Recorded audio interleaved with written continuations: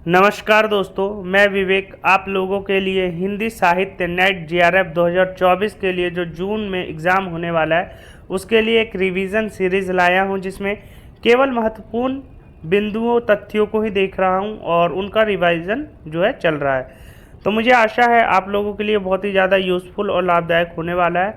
तो चलिए बिना विलम्ब किए देर किए हम इसको स्टार्ट करते हैं और इम्पोर्टेंट जो चीज़ें हैं उनको देखते हैं।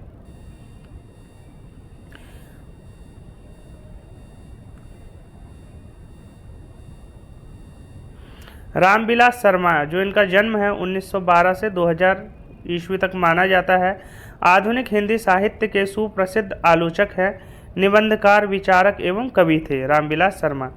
वहीं देखिए, वे अंग्रेजी के प्रोफेसर व हिंदी के प्रकांड पंडित और गहरे विचारक भी थे। वहीं देखिए, प्रमुख रचनाएं रामविलास शर्मा की महावीर प्रसाद द्विवेदी और हिंदी नवजागरण 1977 की है, नई कविता और अस्तित्ववाद 1978 की है, परंपरा का मूल्यांकन 1981 की है, भाषा युगबोध और कविता 1981 की है, कथा विवेचना और गद्य शिल्प 1982 की है, मार्क्सवाद और प्रगतिशील साहित्य 1984 की है, भारतीय साहित्य के इतिहास की समस्याएं 1986 की है।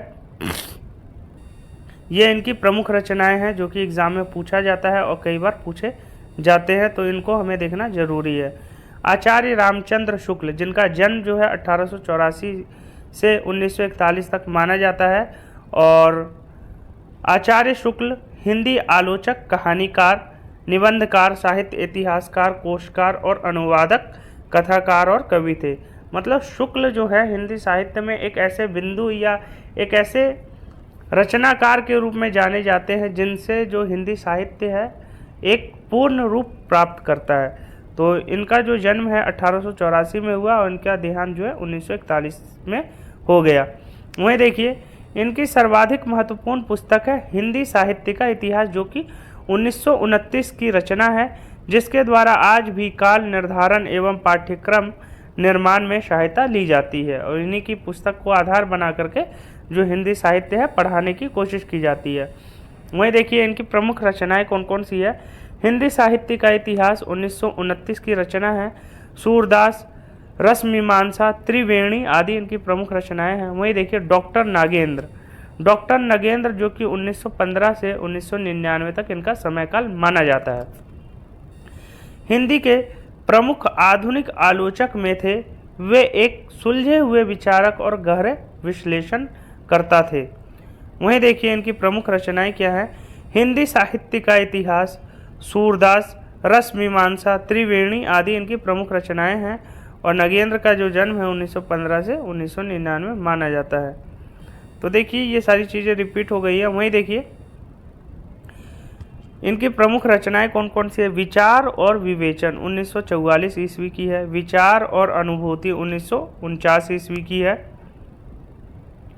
आधुनिक हिंदी कविता की मुख्य प्रवृत्तियां 1951 ईस्वी की है, विचार और विश्लेषण 1955 ईस्वी की है, अरस्तु का काव्यशास्त्र 1957 ईस्वी की है, अनुसंधान और आलोचना 1961 ईस्वी की है, रस सिद्धांत 1964 ईस्वी की है।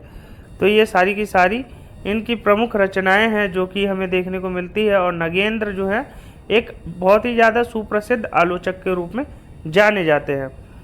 बाबू गुलाब राय, जिनका जन्म जो है 1888 से 1963 माना जाता है, और इनको देखिए हिंदी के प्रसिद्ध लेखक एवं आलोचक हैं। व्यंग्यकार के रूप में इनकी बहुत प्रसिद्धि मिली। इनके रचनाओं की भाषा आम भाषा या जन जन की भाषा थी। ये जो भाषा, जिस भाषा में रचना करते थे, आम लोगों की भाषा में रचनाएं किया करते थे, और इनका जो जन्म है 1888 है और मृत्यु 1963 मानी जाती है। तो देखिए, इनकी रचनाओं को भी देख लेते हैं, और जो मुख्य रचनाएं हैं उन्हीं पे हम बात करेंगे। शांति धर्म 1913 की रचना है, मैत्री धर्म 1913 की रचना है, कर्तव्य शास्त्र 1915 की रचना है, तर्कशास्त्र 1916 की रचना है, पाश्चात्य दर्शनों का इतिहास 1917 की रचना हमें देखने को मिलती है। और देखिए, इतिहास ग्रंथ और इतिहासकार और प्रकाशन वर्ष। इस्तवार दलाल ललित्युर इंदुई हिंदुस्तानी, गारसा द तासी की 1889 ईस्वी से 1847 ईस्वी। 2 बार इसको प्रकाशित किया गया है, एक 1889 एक 1839 ईस्वी में और एक 1847 ईस्वी में, जो कि 4 खंडों में प्रकाशित किया गया है। इस पुस्तक को जो 1839 में किया गया वो पहला खंड था और 1847 में 3 खंड और इसके प्रकाशित किए गए, और जो भाषा है वह फ्रेंच भाषा में लिखा गया ये इतिहास ग्रंथ है, जो कि प्रथम हिंदी साहित्य पर लिखा गया इतिहास ग्रंथ भी माना जाता है। हिंदी साहित्य का इतिहास आचार्य रामचंद्र शुक्ल 1929 ईस्वी। हिंदी साहित्य का प्रथम इतिहास डॉक्टर किशोरी लाल गुप्त 1957 ईस्वी। हिंदी साहित्य का दूसरा इतिहास डॉक्टर बच्चन सिंह 1996 ईस्वी। यह पुस्तकें जो है मानी जाती हैं। वहीं देखिए इस्तवार दलाल ललित्युर इंदुई हिंदुस्तानी, इसका दूसरा संस्करण 1871 ईस्वी में आया। इसमें 3 खंड कर दिए गए। यह फ्रेंच भाषा में लिखा गया है। इसमें हिंदी और उर्दू के 738 कवियों का विवरण है। इसमें हिंदी के केवल 72 कवि हैं। डॉक्टर लक्ष्मी सागर ने इस ग्रंथ में वर्णित हिंदी रचनाकारों का हिंदी अनुवाद हिंदुई साहित्य का इतिहास शीर्षक से 1952 ईस्वी में प्रकाशित करवाया।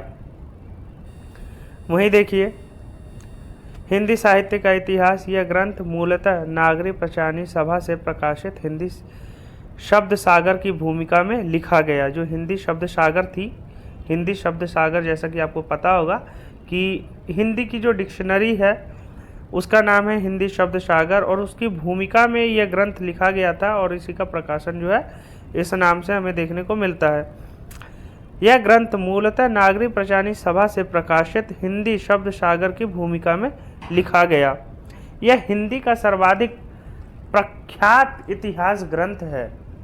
इसमें विधेयवादी पद्धति का प्रयोग हुआ है। इसमें विधेयवादी पद्धति का प्रयोग किया गया है, जो कि रामचंद्र शुक्ल ने किया है। और इतिहास लिखने के लिए 2-3-4 पद्धतियाँ होती हैं, जिनमें से विधेयवादी एक पद्धति है, मतलब एक पैटर्न है जिस आधार पर इस रचना को किया गया है। किशोरी लाल गोस्वामी, किशोरी लाल गुप्त ने जॉर्ज ग्रियर्सन के ग्रंथ का हिंदी अनुवाद किया। किशोरी लाल गुप्त ने जॉर्ज ग्रियर्सन के ग्रंथ का हिंदी अनुवाद किया। तो देखिए ये सारे महत्वपूर्ण बिंदु हैं जो कि एग्ज़ाम्स में पूछे जाते हैं और नेट जीआरएफ के लिए बहुत ही ज़्यादा यूज़फुल है, इसलिए मैं इस रिवीजन सीरीज़ को लाया। अगर आपको इसकी पीडीएफ चाहिए तो मेरे टेलीग्राम चैनल पे आपको इसकी पीडीएफ आसानी से मिल जाएगी, और जो लिंक है टेलीग्राम का डिस्क्रिप्शन में है, और आप चीज़ों को वहाँ पे देख सकते हैं। आपको वहाँ पे किसी भी चीज़ के लिए पैसे देने की आवश्यकता नहीं है, फ्री ऑफ कॉस्ट है, और चीज़ों को देखिए, समझिए, और नेट जीआरएफ जो है 2024 में आप अपना अचीव कर लीजिए। तो मुझे आशा है आप लोगों को अच्छा लगा होगा और चीज़ें समझ में आई होगी। धन्यवाद। लाइक और सब्सक्राइब ज़रूर कर लीजिए और ऐसे ही जुड़े रहिए मेरे साथ। धन्यवाद।